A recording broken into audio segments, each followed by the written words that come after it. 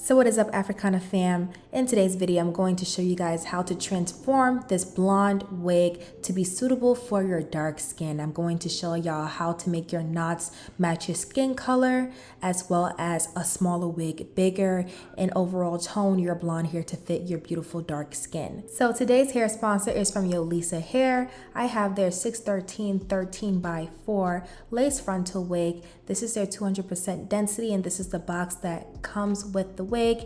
It comes with some goodies for you to go ahead and do your wig install. And overall, this is how the wig comes. It comes pre-curled, pre-plucked, and also pre-parted. And right now I'm just gonna go ahead and show you guys the knots. The knots are super small, which I absolutely loved, and the lace is an HD lace as well, and this is 24 inches of their 613 blonde hair.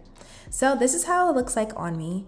As y'all can see, the wig did come a little bit smaller on my head, but y'all already know I like to be innovative. So I'm going to show y'all how to make a smaller wig bigger on your head and overall have a better fit on your head. And as you guys can see, the lace is the HD lace, but it doesn't match my skin tone. So I'm also gonna show you guys how to change your knots to the color of your skin. So first things first on the list, I am going to tone my hair. I'm using my Clairol 20 volume developer, and I'm using my Wella Charm liquid color toner in the color 9A/940 or pale ash blonde. So I like to go ahead and pour the entire bottle of the Wella Charm in there and 2 parts of the developer inside the bottle, and this is how you get your lovely concoction. So I like to go ahead and mix that up until it's nice and mixed, and then I'm gonna go ahead and have a bucket of hot water and then just mix my toner mixer inside of the water until all of those little chunks are gone. And then I'm gonna go ahead and dip the hair. You do wanna make sure that when you're doing this process, you wanna have 2 bottles of the Wella Charm permanent liquid color to do this, just so that it could be more saturated. So right now what I'm doing is I'm just dipping the hair back and forth and combing it through so that the color can, really reach inside every single strand. And I'm just gonna go ahead and let that sit and watch it by eye. I did let it sit for about 30 minutes until I took it out, and you should be able to see the color change. This is just kind of like my little trick. It's kind of like a bleach bath or even like a watercolor method when it comes to toning your hair, just so everything could be even. And this is how it looks after 30 minutes. As you guys can see, the yellow inside of the blonde did go away, and we have a pale ash blonde. I went ahead and shampooed and conditioned and let that sit overnight to dry. We air dried it, and this is how it looks like on my head. It is a huge difference from what I had on my head earlier. So now on to making this wig bigger. Y'all see that my hair is popping through the lace. I am gonna go ahead and use my nail scissors, and I am going to separate the hair from the tracks versus the hair from the frontal.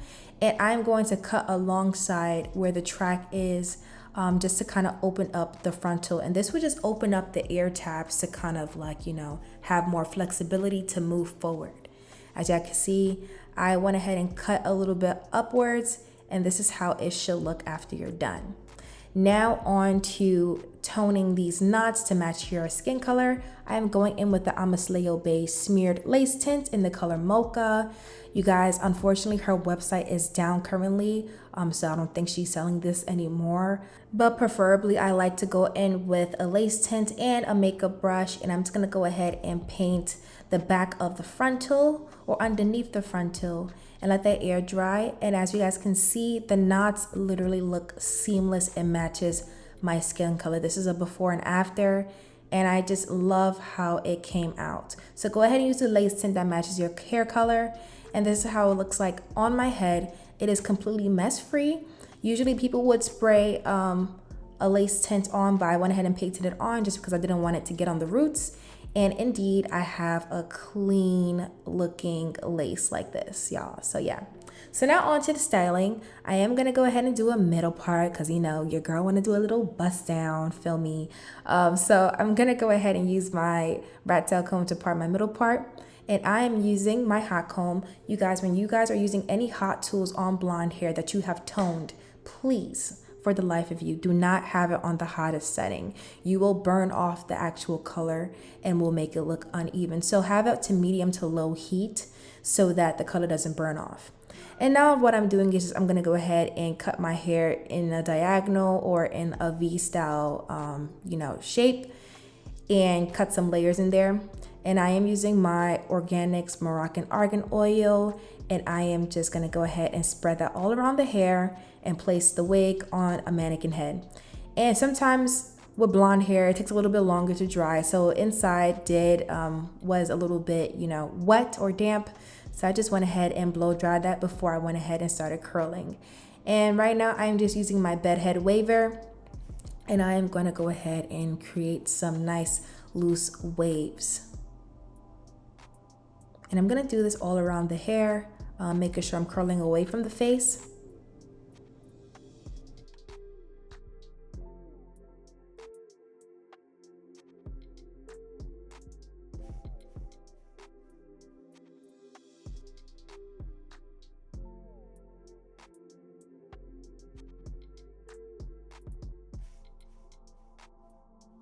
And then on for the top area, the bling area, I did go in with a bigger waver. This is my Remington waver, and I believe it's in the 1 1/2 inch barrel.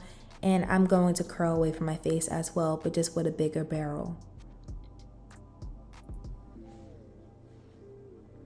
And then I'm just gonna go ahead and comb the roots of this wig, just so that everything could kind of match. And now on to the install. I have my ball cap method already done. And if you guys want to see a video on that, I do have a recent updated video on how to do your ball cap method. So right now I'm going to go in with my Touch by Misty lace skin protectant. And I'm going to spray that all over my head. And then I'm going to use my shears to cut some slits near the temple area of my head or of the lace, and then roll it up. And now I'm going to go in sections with my Touch by Misty lace glue. And I'm going to go ahead and just go in sections. This lace glue is a bit on the thinner side, so it does dry a lot faster than your average glue.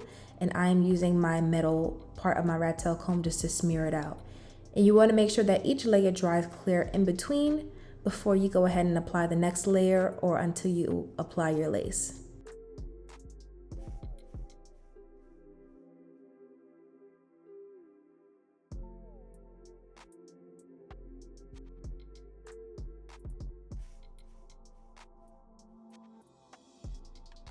Now once that the second layer is done, I am now going to go ahead and start placing and positioning my lace to be in front of the glue, or my hairline to be in front of the glue.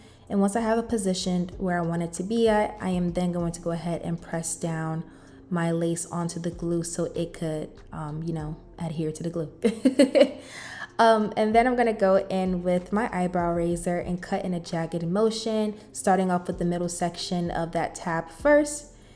And then I'm gonna go ahead and do the sides last. And as y'all can see, like, the lace is already just blending in seamlessly.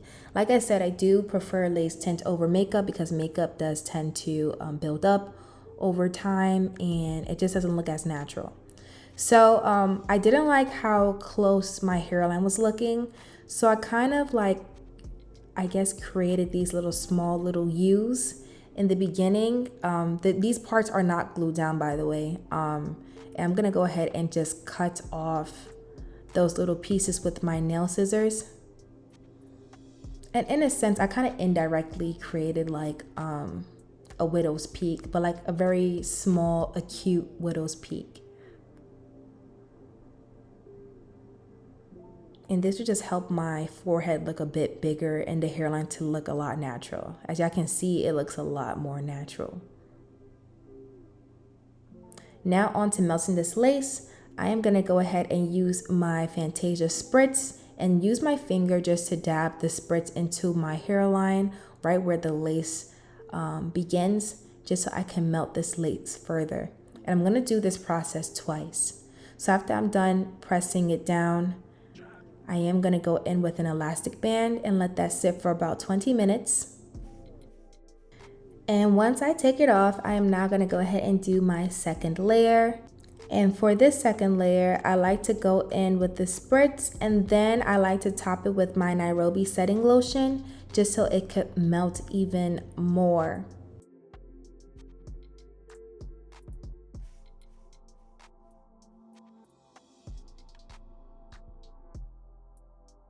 And once I go ahead and put on the elastic band and let that sit for 20 minutes, these are the finished results. I did do my makeup off camera.